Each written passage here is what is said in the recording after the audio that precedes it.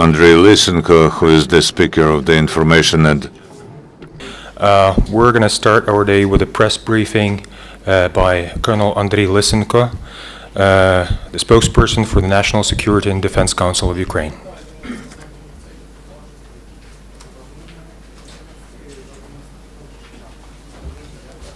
Доброго дня, шановні колеги. Розпочинаємо наш брифінг. Сьогодні на вимогу Генерального секретаря ООН на Донеччині в зоні проведення антитерористичної операції оголошено День ОБСЄ, так званий День тиші.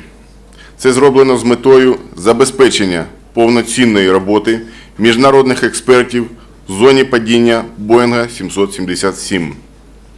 Українські військові не ведуть бойових дій на цій території. Терористи ж ігнорують заклик Генерального секретаря пана Гі Муна щодо негайного припинення бойових дій поблизу місця катастрофи Боїнга 777.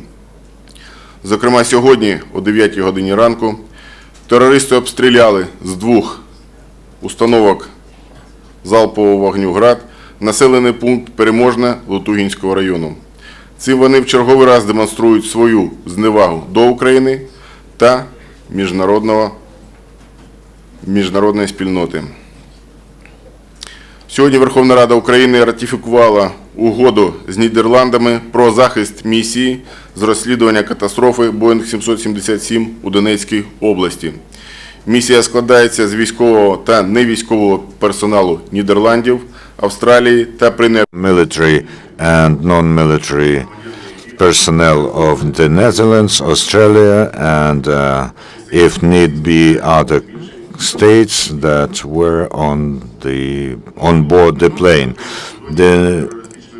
There are no more than 700 armed people in the mission. During the last day, the Ukrainian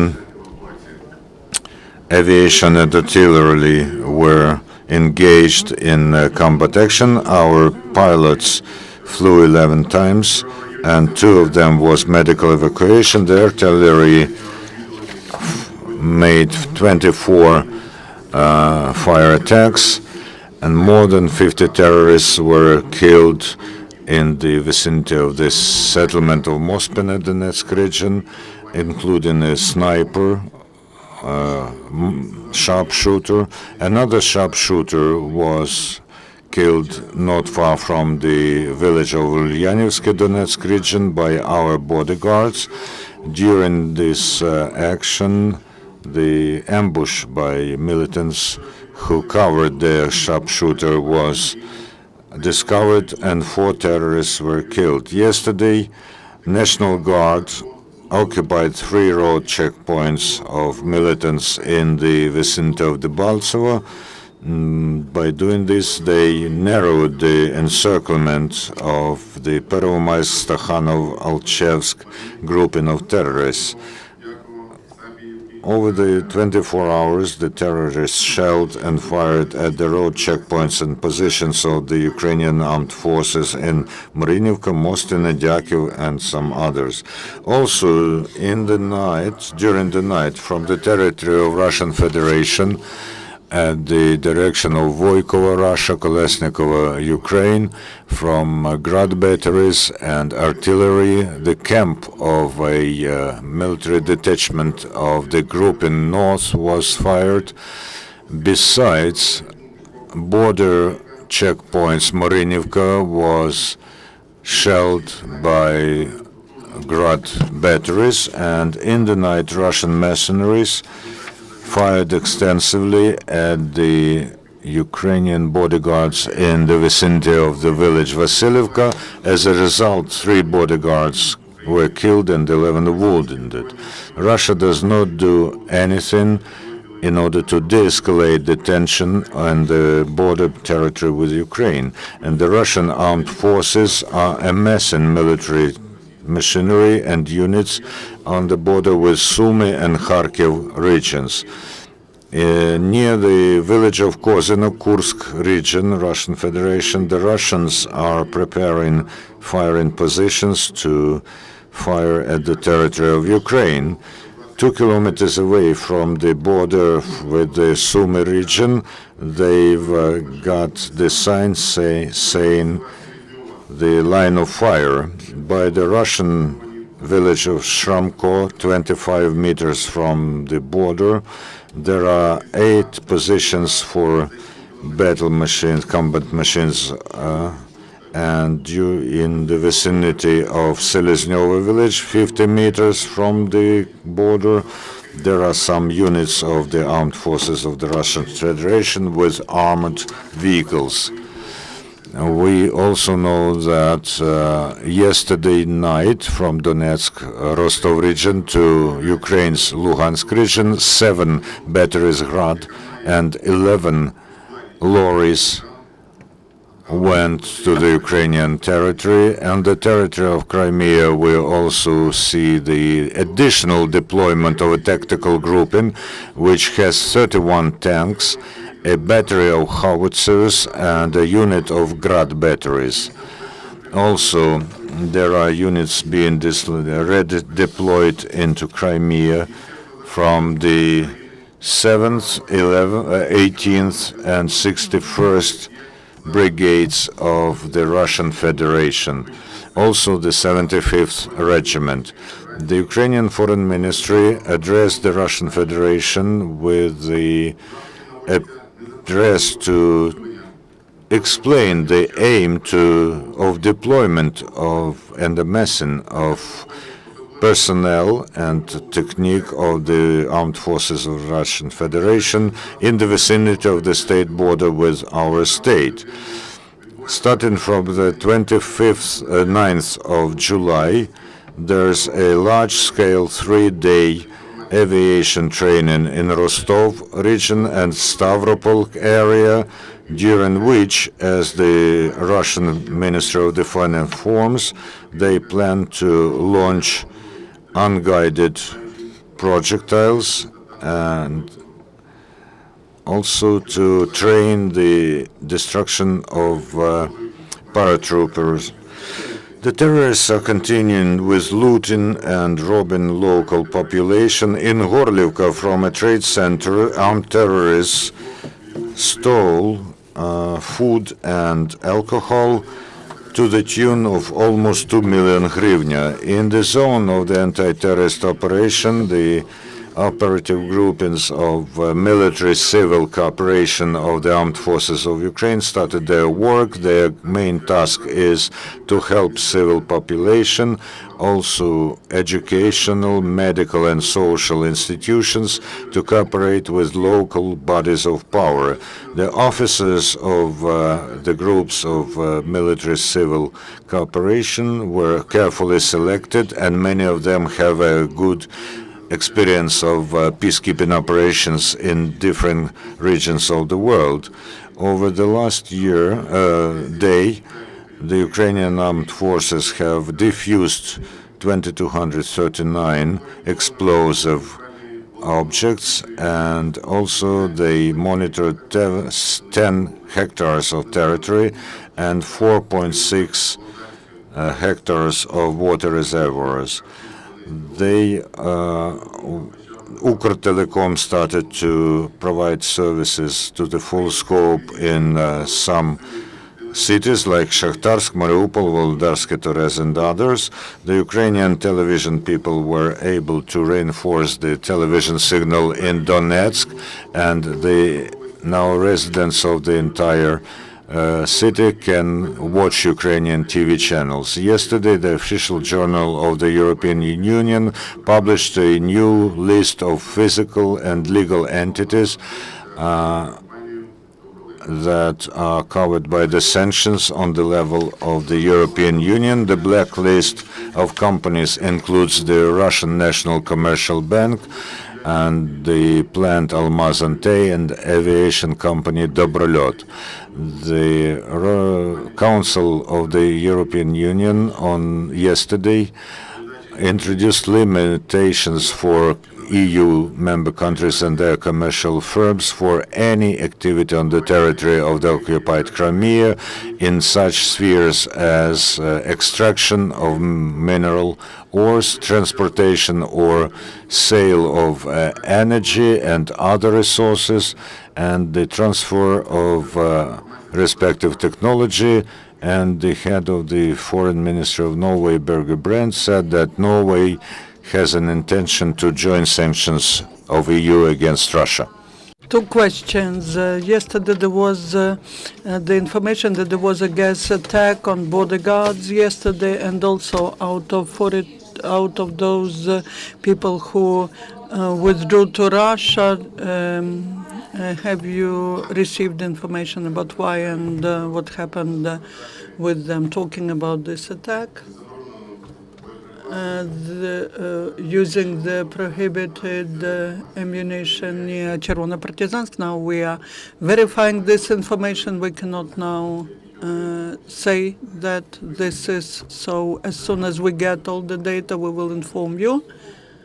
If that happened, then we will just use some other measures. Talking about the servicemen who crossed the border with Russian Federation, the prosecutors' bodies are working on that, and we have no information about what, when, and how. We expect that this will be done, and the announcement on Saturday, I believe at 1300, the General Prosecutor's Office will have the special press conference on that. And on the events in the ATO zone, you will hear many interesting things there. Are there any losses of Ukrainian army during the last 24 hours in the result of the combat? During the last day, 11 servicemen were perished and 51 were wounded. Could you please tell the permit given by the Verkhovna Rada for the Dutch group to stay, to work in the zone? Was that permit was given by voting by majority? And do our Dutch partners take that into account? Thank you for the question. As far as I know, the decision on providing a permit or allowing those foreign experts, not more than 70 people, that was supported by the majority of the parliament. How many votes were for? I cannot tell you exactly. We do have information that they voted for that, and the council, the Verkhovna Rada gave permission for that. All the parties are informed, and the representatives of diplomatic institutions which are accredited in Ukraine were in the parliament at that moment. Yesterday at the evening press conference, you promised to give me an answer. Poroshenko was saying that the soldiers of ATO will get 1,000 hryvnias per day. I requested the bodyguards and the National Guard's officers, and they have not answered yet. I'm still waiting for the answer. Colonel, could you please clarify the meaning of a day of silence around the crash zone, since you are already saying you are not shooting in that area? Does that represent any change whatsoever in what the Ukrainian military is doing? Thank you for your question. Ukrainian military again are demonstrating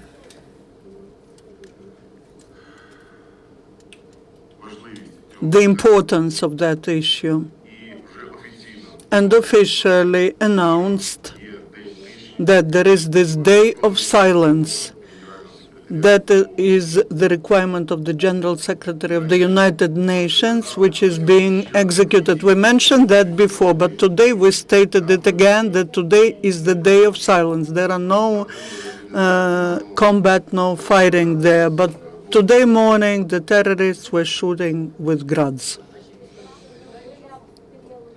Тобто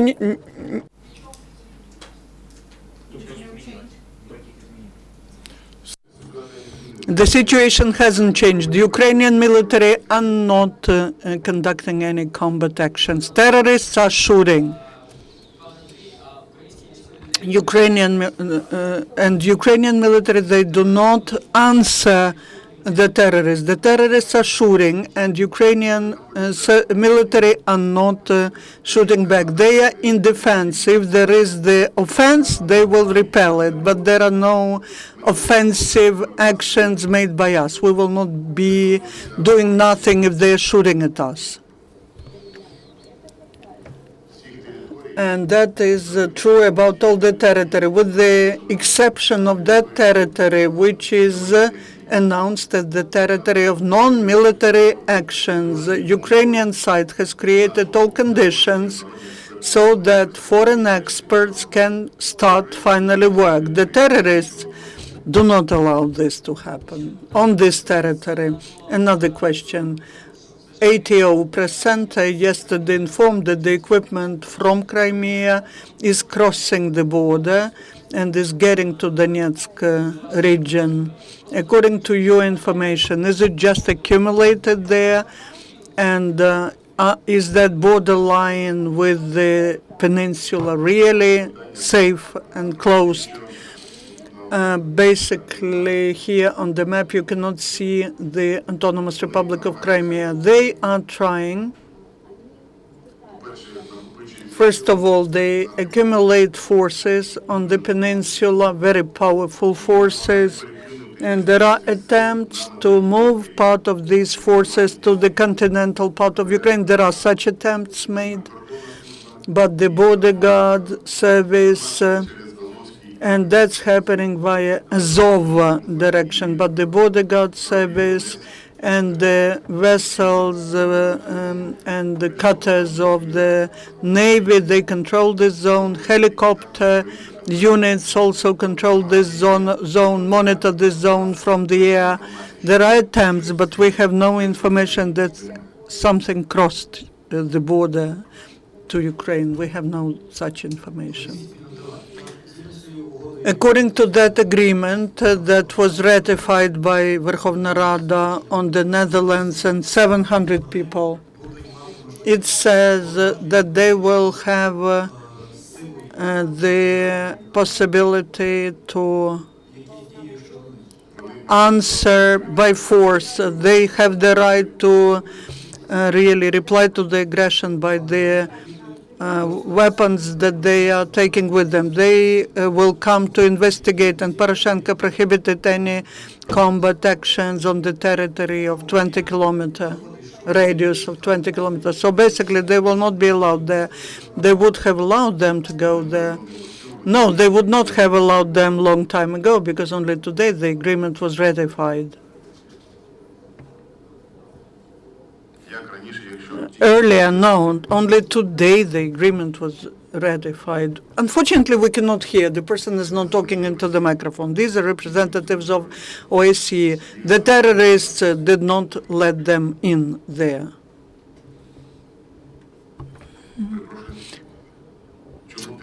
Why terrorists are doing that? Ask them.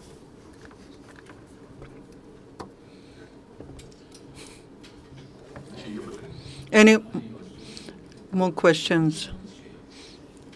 NHK TV company today, it's 2 weeks after the crash of the Boeing. Now, how does the Ministry of Defense assess the situation? What is your interaction at the front lines? We do a lot of coordination work on, and that's coordination at the highest level, the coordination of any military actions. It's not like it was in the first days where there was lack of coordination and we had big losses, but the war teaches quickly. And today we have very good coordination between all the representatives of law enforcement bodies which are there at the moment, which are waging the combat for liberation. Перепрошую, чого? Blogger Hayansky, the supply for the army of armored machinery is just not there. We are supplying some combat machines, but I found quite a lot of military technique on the bases in Germany and UK and other countries, and the owners are ready to sell this machinery to us, but when we are going to buy this, because we don't have anything to wage the war for, we are now using fodder.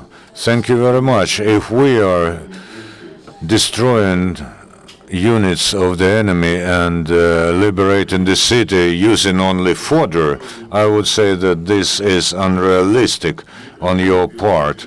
We have liberated 2/3 of the territory using fodder, but okay, I'll give you the answer. All the equipment and weaponry that has to go to the territory of Ukraine has to pass through the agreement with the parliament and ratification of respective legal acts with the states that can deliver arms to us. So this has to be agreements on the delivery of arms. This is a very complicated technological operation.